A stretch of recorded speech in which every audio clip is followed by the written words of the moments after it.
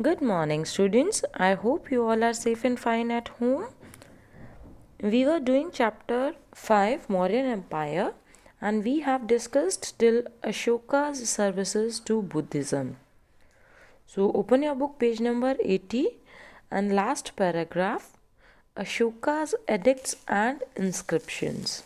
Ashoka became a very kind ruler, and he used to love his people and care for them also.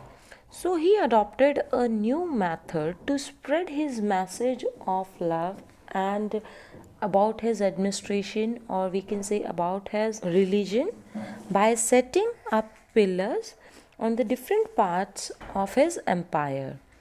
He engraved inscriptions on them. He inscribed his thoughts that he wanted to share with the people on those pillars.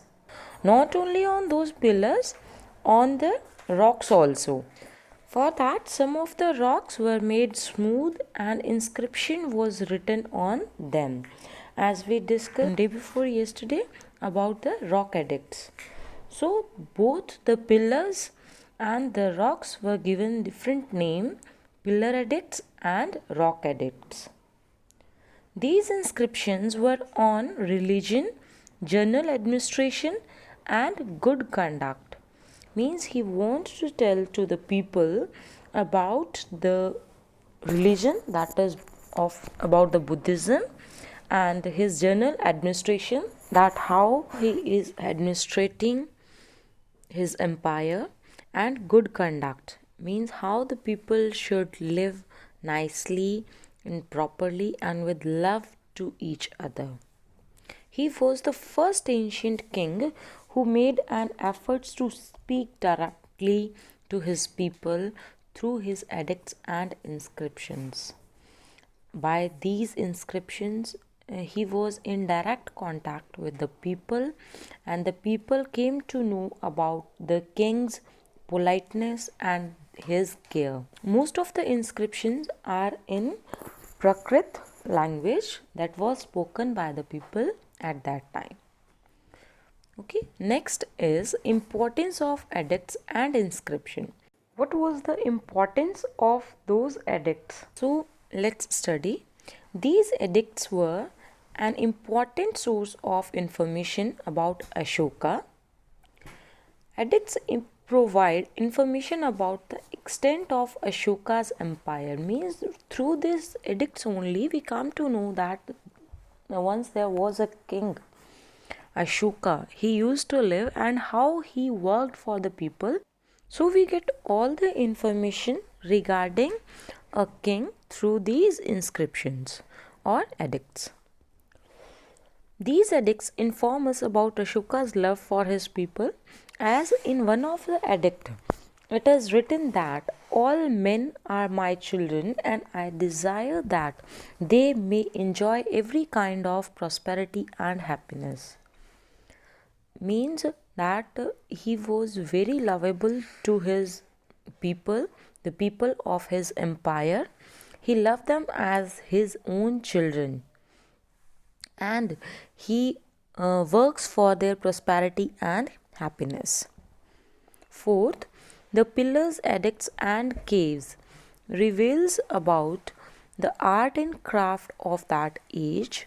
Their shine is still brilliant. Through these pillars and edicts and the caves that were made by the Ashoka, they tell us the art form that was used at that time.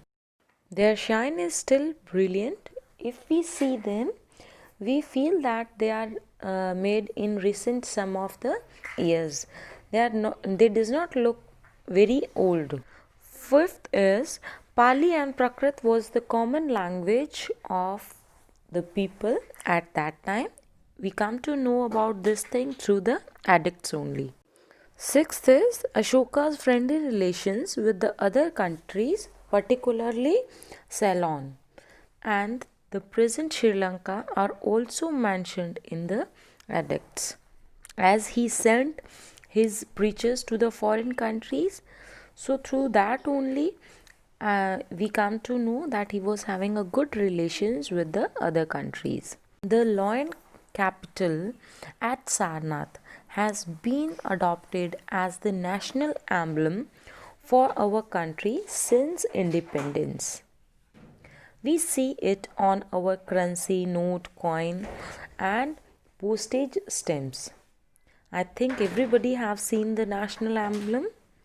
Yes, it's taken from the pillar of Sarnath. And over Sarnath, on 3rd century BC, Ashoka commemorate the first ceremony of Buddha at Sarnath. Commemorate means to show respect, or we can say celebrating something to show someone's respect. And sermon means to talk on a religious or moral subjects, like a meeting of a moral subjects or religious subjects. Not only the 4 lions, but also the national flag's wheel is also taken from the Sarnath edict. As you see the national emblem, under the 4 lions, there is a wheel with 24 spokes. This wheel we have taken in our national flag. Okay, then is Ashoka's administration. This part is omitted by the council. And the next topic is end of Mauryan Empire. That how Mauryan Empire ended. Within 50 years of Ashoka's death in 232 BC, or we can say after the death of Ashoka, his successors were weak. They failed to cope up with the administration that Ashoka had set up. Second reason was the mutual rivalries. Mutual means apsi in Hindi, and rivalries means comparison.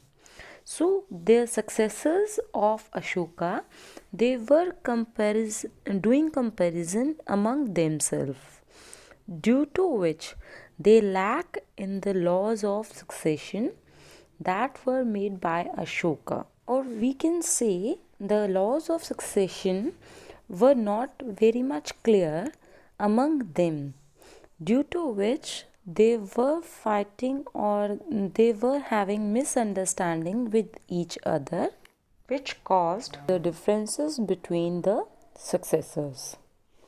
Next, the third is the vastness of the empire was not within the control of Ashoka's weak and inefficient successors.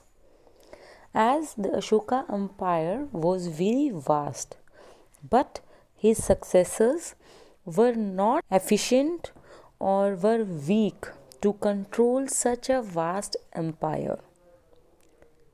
Fourth is the distance from the capital, that is the Patliputra, encouraged the province governors to behave independently. As the capital was very far and the small governors that were in the different provinces, they start working independently. They did not respond to the king and they start working independently. So we can say the Ashoka's empire were getting smaller in size. Then the last is the king Bihadrat was the last king of Mauryan dynasty, and he was killed by the army chief Pushyamitra Sung, and he established the Sung dynasty. As we studied regarding the Chandragupta Maurya, he was also the general of his empire, and as he got the chance, he attacked on the king and had established his own empire. Same happened over here. The king Bridrat was weak, and the chief Pushyamitra Sung got a chance and he had established his own empire. So this much for this chapter. Thank you.